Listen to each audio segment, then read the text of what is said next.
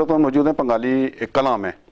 यहाँ में इतला मिली थी कि यहाँ पे दो भाई हैं, वो नाबीना हैं, मुनीर और उसका छोटा भाई। तो वो अरसा दराज से चारपाइयाँ बनाता था, अपने गुजारा करता था और निज़ाम चलाता था। कुछ उसका भाई जो है वो आर्मी से रिटायर था, वो उसकी सपोर्ट करता था। लेकिन 2-3 माह से वो जो है ना मुनीर, उससे फालिज का अटैक हुआ और वो बीमार हो गया, उसे शुगर भी थी, तो वो चारपाई पे पड़ गया। तो इस सिलसिले में हम यहाँ पे हाज़िर हुए थे पंगाली उनके घर। तो हमने यहाँ से आके मालूमात ली, तो यहाँ से पता चला कि किसी फ़िलाई तंजीम ने भी आज तक इनसे कोई तावन नहीं किया, किसी और मुखिर हज़रात ने भी इनसे कोई रब्ता ना किया, इनकी किसी ने कोई सपोर्ट ना की। तो अभी इनका जो है ना वो नंबर स्क्रीन पे चल रहा है। जो हमारे ओवरसीज़ भाई हैं, जो भी हैं और जो भी इस इलाके से फ़िलाई तंजीमें हैं, कोई मुखिर हज़रात हैं, तो उनसे रिक्वेस्ट की जाती है कि इनसे रब्ता करें, इनके घर आके विज़िट करें, इन्हें खुद देखें इनकी हालत और इनकी माली सपोर्ट करें।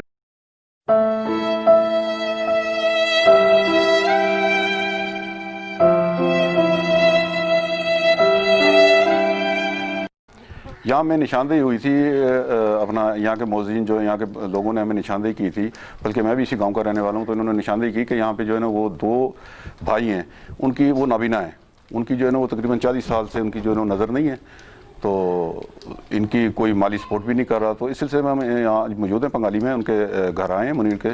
तो उनसे हम गुफ्तगू करेंगे, मुनीर से भी और दूसरे भाई से भी, इनके छोटे भाई से। ये दोनों नाबीना हैं।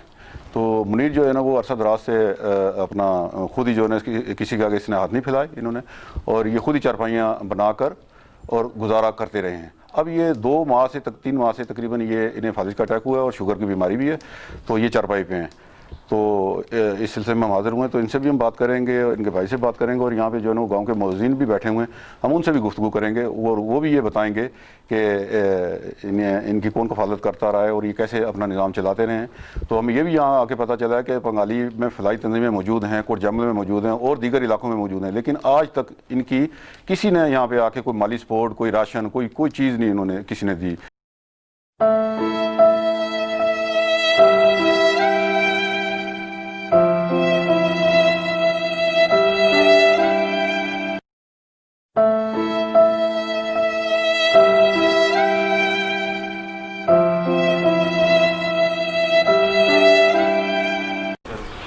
मुनीर साहब, तुसें जेह्ड़ी नज़र है कितना अरसा हो गया, कितने अरसे तो तुसी नाबीना हो? नज़र की दसे नहीं है, 45-46 साल होनी है नज़र गए हैं ते छोटे जेह्ड़े भाई हैं तुसां दे, इन्हां दी पिछा आ गई 35-36 साल। इशफाक साहब, इश्तियाक साहब 35-36 साल, ये भी नाबीना? जी जी। कितने अरसे तूने? 35-36 तो 35-36 साल तू है? जी जी। ते तुसी क्या करदे रहे हो इतना अरसा? तुसी गुजारा किस तरह करदे रहे हो? गुजारा भी चारपाइयां बनाने रहे हैं। चारपाइयां बनाते रहे हो शुरू तो जी हुन तक? ते हुन के तुसें को सुने फालिज का अटैक? फालिज शिकायत हो गई है। ते दूसरा नाल शुगर हो गया ना, तो हुन तुसी चारपाइयां नहीं बना सकते? जी नहीं, ठीक हो गया कि पोटे नहीं काम करने, चारपाइयां कितों नहीं। अच्छा अच्छा, ठीक है। तो जेह्ड़े भाई हैं जिन्हां कोल तुसां रहिंदे हो, जी ये आर्मी चों रिटायर न? जी। ते ये भी तुहाडी मदद करदे न या नहीं करदे? इन्हां नाल ही हैं। इन्हां नाल रहिंदे हो? ते इन्हां दे बच्चे कितने न? 3 बच्चियां, 4 बच्चियां ते 1 बच्चा। ते किस तरह निज़ाम चलाते हैं अपने बच्चे भी? कुदरती चलाना ही पैंदा जे रब ने लिखे, औखा सौखा। ठीक हो गया। तो तुहाडे वालिद साहब जेह्ड़े न वो जिंदा नहीं, फोत हो गए न? फोत हो गए। कितना अरसा फोत होए उन्हां दी? 2007 दे पहले महीने दी 8 तरीक फोत होए हैं।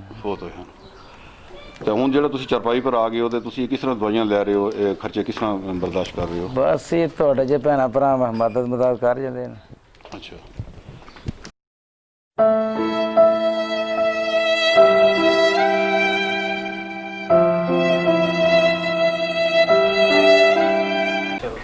ये जी फलाई तंजीमां बनियां सारे पंगाली भी बनियां और भी इलाके कोट जमल न, इन्हां कोई तुहाडी सपोर्ट की है कदे? कोई मदद की? कोई भी नहीं, किसी ने मदद नहीं की? किसी ने कोई राशन नहीं दिता, कोई नकदी, कोई किसी कोई चीज़ नहीं दी अजे तक? ना।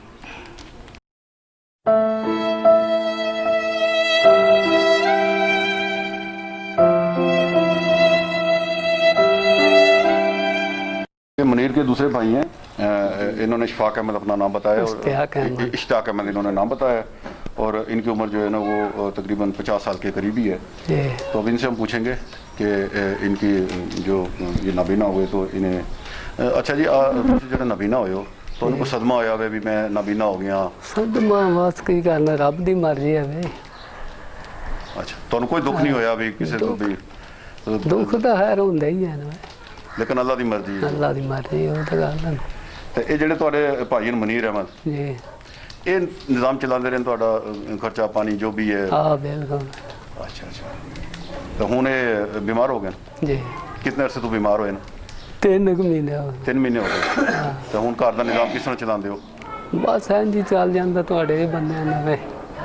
ਅੱਛਾ ਕਿਸੇ ਤੋਂ ਗ੍ਰਾਂ ਚੋਂ ਕਿਸੇ ਸਪੋਰਟ ਕਦੇ ਕੀਤੀ ਹੈ ਕੋਈ ਰਾਸ਼ਨ ਲੈ ਕੇ ਦਿੱਤਾ ਹੋਵੇ ਕੋਈ ਪੈਸੇ ਦਿੱਤੇ ਹੋਣ ਤੁਹਾਨੂੰ ਨਕਦੀ? ਕੋਈ ਨਹੀਂ। ਕੋਈ ਕੁਝ ਨਹੀਂ ਕਿਸੇ ਦਿੱਤਾ? ਭੰਗਾਲੀ ਤੋਂ ਇਥੋਂ ਕੋਟ ਜੈਮਲ ਤੋਂ ਕਿਸੇ ਵੀ ਨਹੀਂ ਕੀਤਾ। ਕਿਸੇ ਵੀ ਨਹੀਂ ਦਿੱਤਾ।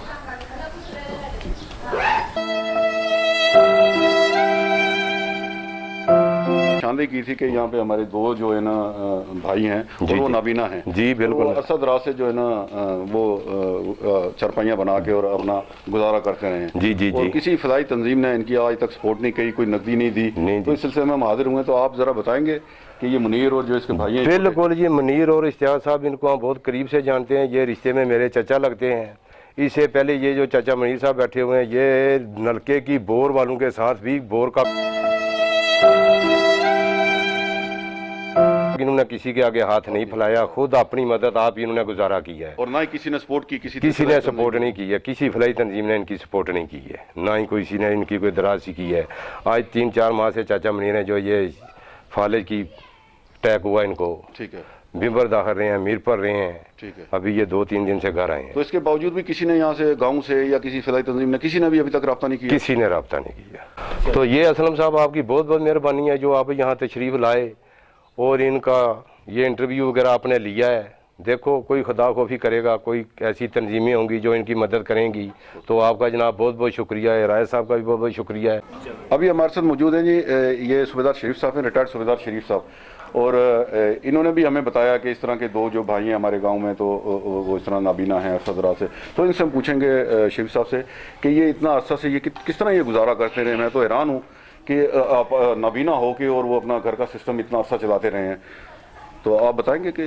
जी हम इस गांव के हैं, हमारे ये रिश्तेदार हैं और बहुत अरसा जब इनकी सेहत ठीक थी मुनीर साहब की, ये अपने अंदाजे के मुताबिक, नज़र नहीं थी, अंदाजे के मुताबिक चारपाइयाँ बना कर जिस तरह भी है लोगों ने जो सपोर्ट की, दूसरे भाई की भी कफालत करते थे और अपनी भी।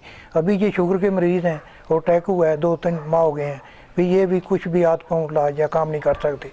तो दूसरा वैसे ही भी जो है ना उसका कोई अंदाज़ा नहीं, कोई काम वगैरह नहीं है।